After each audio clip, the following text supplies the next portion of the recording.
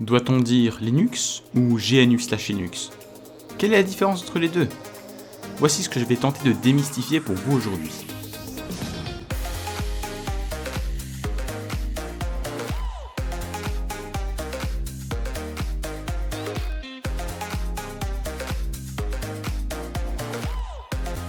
On entend souvent les termes Linux et GNU/Linux être utilisés de manière interchangeable, mais pourtant ce sont à la base deux choses différentes.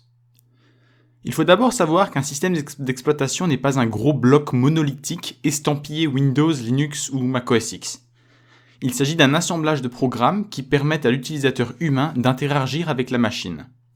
Au plus bas, on a le noyau, qui s'occupe de l'interaction directe avec le matériel et de gérer les ressources.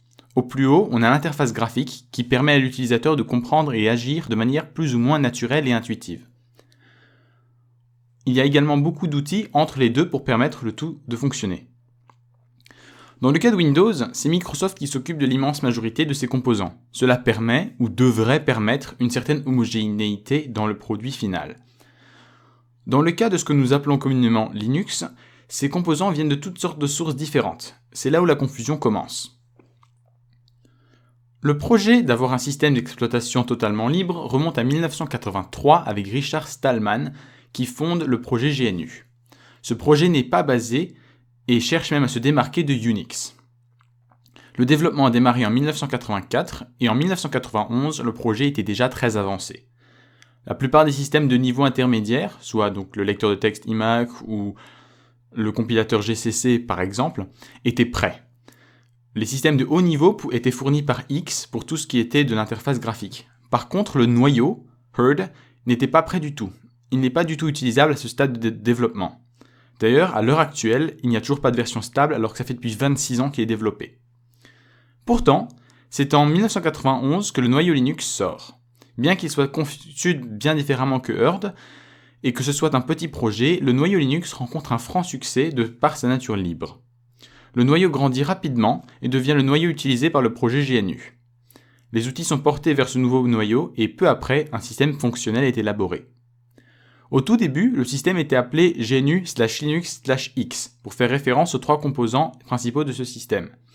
Rapidement, cependant, d'autres noms auraient dû être ajoutés pour leur contribution. Il a fallu faire un choix et la majorité des utilisateurs et journalistes de l'époque appelèrent tout simplement le tout Linux comme on le fait aujourd'hui. Ceci a profondément déplu à Stallman, dirigeant du projet GNU, qui trouve que ce nom omet le principal fondateur du système, à savoir GNU, et estime que le projet GNU est à l'origine de la majorité du travail. Le problème, autre que celui de la petite guerre qui a eu lieu pour trouver un nom, est que le noyau et le système ont le même nom, ce qui peut créer un certain nombre de confusions. Quand quelqu'un dit une distribution Linux, cela peut avoir plusieurs sens. Prenons un exemple. Android. Android utilise le noyau Linux mais pas les outils GNU. Donc on peut dire que Android est basé sur le noyau Linux, mais pas sur GNU/Linux. D'où la confusion. Certaines personnes diront qu'il est basé sur Linux, d'autres que non, parce que Linux veut dire deux choses différentes dans leur esprit. Debian, en revanche, par exemple, est basé sur GNU/Linux. En d'autres termes, il est basé sur l'intégralité du projet mené par Stallman et Linus Torvalds. Donc par l'intégralité du projet et pas que par le noyau.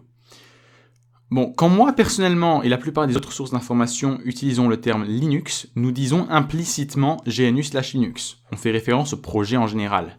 Quand nous parlons juste du noyau, on dira en général le noyau Linux.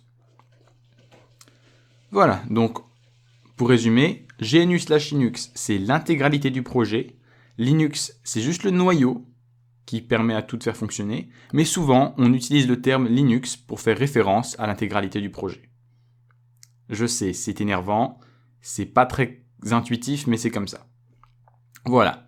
J'espère vous avoir aidé à comprendre la différence qui existe entre GNU/Linux et juste le noyau Linux, et j'espère vous avoir épargné quelques confusions dans le futur. Donc n'hésitez pas à vous exprimer dans les commentaires et à y laisser des suggestions ou questions.